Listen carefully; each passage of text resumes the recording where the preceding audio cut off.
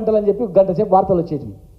వార్తలు విని మంచి చెడులను రాసుకునేది. కానీ రాను రాను ఏమైపోయిందంటే ఆంధ్రప్రదేశ్ ప్రభుత్వంలో పాడి పరిశ్రమ, పాడిని సపరేట్ చేసిండ్రు,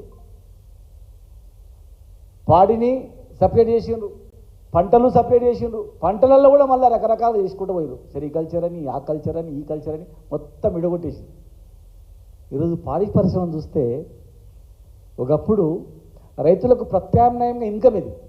ఒక రైతు 5 ఎకరాల పొలం ఉంటే, 2 ఎకరాల పొలం ఉంటే ఒక 5 బర్రెలు పెట్టుకునేది, ఒక 5 గొర్రెలు పెట్టుకునేది, మేకలు పెట్టుకునేది, కోళ్ళు పెట్టుకునేది, కోళ్ళు అమ్ముకునేది, కంట్రీ కోళ్ళు.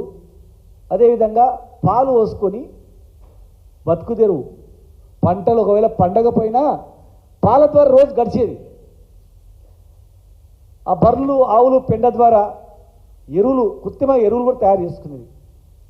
వర్షాకాలం వస్తుందంటే చేనులకు ఎరువు కొట్టుకునేది కృత్రిమంగా.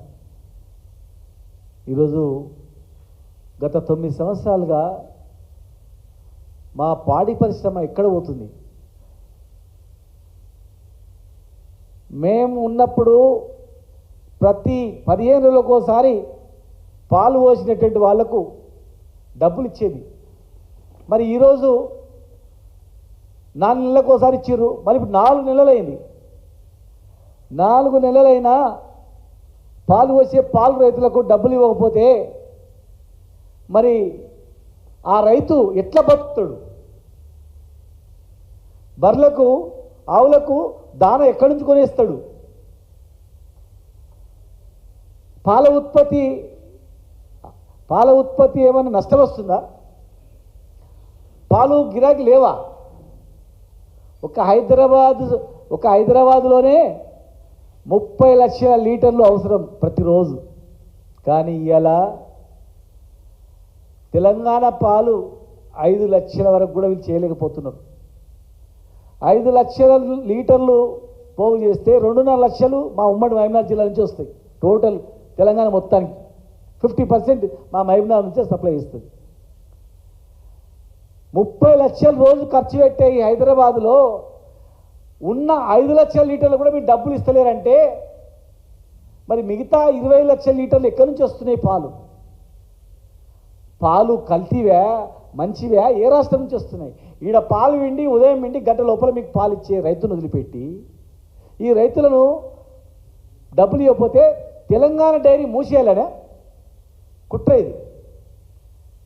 తెలంగాణ డైరీని పుయ్యాలి, ఆంధ్ర డైరీని పెంచాలి. ఇలా గుంటూరు నుంచి, విజయవాడ నుంచి పాలు వస్తున్నాయి. ఆ పాలు మంచి పాల, కల్తీ పాల ఎవరిని తెలుసు? వాళ్ళకు కూడా జనాభా వస్తుంది కదా. మరి వాళ్ళకు కూడా అంత జనాభా ఉన్న దగ్గర అంతకన్నా ఉత్పత్తి పాలను ఎవరైనా విశ్లేషించినరా? మనకన్నా జనాభా ఆంధ్రలో ఎక్కువ ఉంది. మరి వాళ్ళకు కూడా 1,00,000 లీటర్లు అవసరం కదా. మరి ఆ 1,00,000 లీటర్లు అవసరం ఉంటే వాళ్ళకి సరిపోని ఉత్పత్తి ఉందా? లేదు. మరి సరిపోని ఉత్పత్తి లేనప్పుడు ఆంధ్ర పాలు 25 లక్షల లీటర్లు ఇతర రాష్ట్రాల నుంచి ఇక్కడ ఎట్లా ఎక్కడి నుంచి వస్తున్నాయి? ఆ పాలు ఏం పాలు? అంతకుముందు టీవీలో యూరియాతో తయారు చేస్తున్నారు, పౌడర్తో తయారు చేస్తున్నారని చెప్తున్నారు. మరి వీళ్ళకి క్యాన్సర్ రోగాలు వస్తున్నాయి, రకరకాల జబ్బులు వస్తున్నాయంటే పాల నుంచి కూడా, కల్తీ పాల నుంచి కూడా క్యాన్సర్ వస్తుందని చెప్పి డాక్టర్లు చెప్తున్నారు. మరి ఆ పాలు కల్తీ పాలు తెచ్చి హైదరాబాద్లో దాపుతున్నారు. ప్రజల ఆరోగ్యం విషయం ఇది. మిగతా విషయాలు చచ్చిపోరు, బతరు, కొంపలు మునిగిపోయేటివి ఏం కాదు. కానీ ఇది కొంపలు మునిగిపోయేటివి, ప్రాణాలు పోయేటివి. చిన్నపిల్లలు తాగుతారు ఈ పాలు. ఇవాళ పుట్టిన పిల్లలు కూడా ఈ పాలు పోస్తున్నారు, ఈ పాలు దాపుతున్నారు. విషపూరితమైనటువంటి పాలు దాపి ప్రజలను ప్రాణాలు పోగొట్టడానికా మీరు ఇతర రాష్ట్రాల డైరీని ప్రోత్సహించడం? తెలంగాణ డైరీని బొందబెట్టి ఆంధ్ర డైరీని పైకి లేపడానికా? మేము కొట్లాడి తెచ్చుకున్న తెలంగాణ డైరీని పూర్తి చేయడానికి విజయ డైరీ అని పెట్టింది ఎప్పుడో పేరు. చాలామంది కన్ఫ్యూజ్, విజయ డైరీ ఏంది? తెలంగాణ డైరీ అది. తెలంగాణ పాలు ఉత్పత్తిని పెంచకుండా, తెలంగాణ డైరీకి ప్రోత్సాహాలు ఇవ్వకుండా, మేము ఉన్నప్పుడు బర్రెలు ఇచ్చేది, ఇన్సెంటివ్స్ ఇచ్చేది, 4 రూపీస్ ఇన్సెంటివ్స్ ఇచ్చినాం లీటర్కు. బర్రెల దానకు సకాలంలో దానం సప్లై చేసేది, బర్రెలు ఇచ్చేది, ఆవులను పంపించేది. సబ్సిడీ కింద సప్లై చేసేది.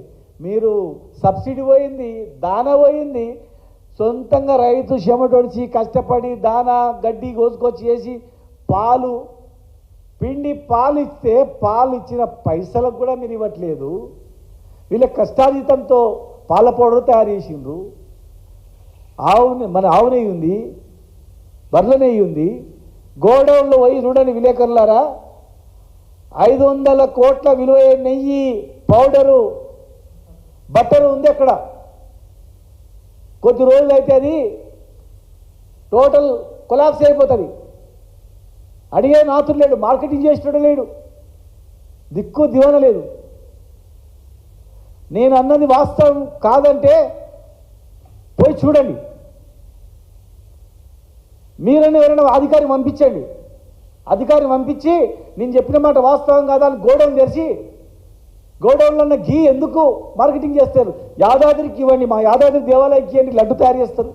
లేదు పోనీ తిరుపతి దేవాలయానికి ఇవ్వండి, ఉట్టి ఉద్దరి ఇవ్వండి, ఉట్టి మురగబెట్టి మొత్తం టోటల్గా అది కొలాప్స్ అయ్యే కన్నా యాదాద్రికో తిరుపతి దేవస్థానంకో వేములవాడ దేవస్థానంకో ఉద్ధరించిన కాపాడండి. విజయ భట్టర్ అంటే దేశవ్యాప్తంగా ఫేమస్. బొంబాయిలో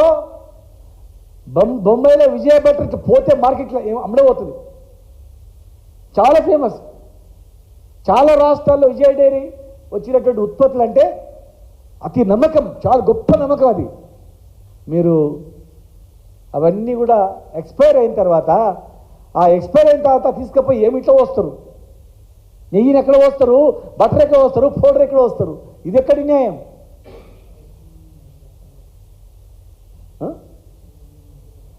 రైతుల చెమట రక్తంతో తయారు చేసినటువంటివి వాళ్ళు పైసలు ఇవ్వకుండా వృధా అవుతుందని తట్టుకోలేరు వాళ్ళు. ఇలా రైతులు బ్యాంకులో తెచ్చుకున్న అప్పులు ఈఎంఐ కట్టలేని పరిస్థితిలో ఉన్నారు, స్కూల్ ఫీజులు కట్టలేని పరిస్థితిలో ఉన్నారు. పొద్దుగా లేచి పాలు విండి పోయి పాలు పోసి వస్తారు, మధ్యాహ్నం వచ్చి మళ్ళీ గడ్డి కోసుకొని వచ్చి దాన పోస్తారు, తినబెడతారు, మళ్ళీ సాయంత్రం మిడతారు. భార్య పిల్లలు వదిలిపెట్టి కుటుంబాన్ని పోషించడానికి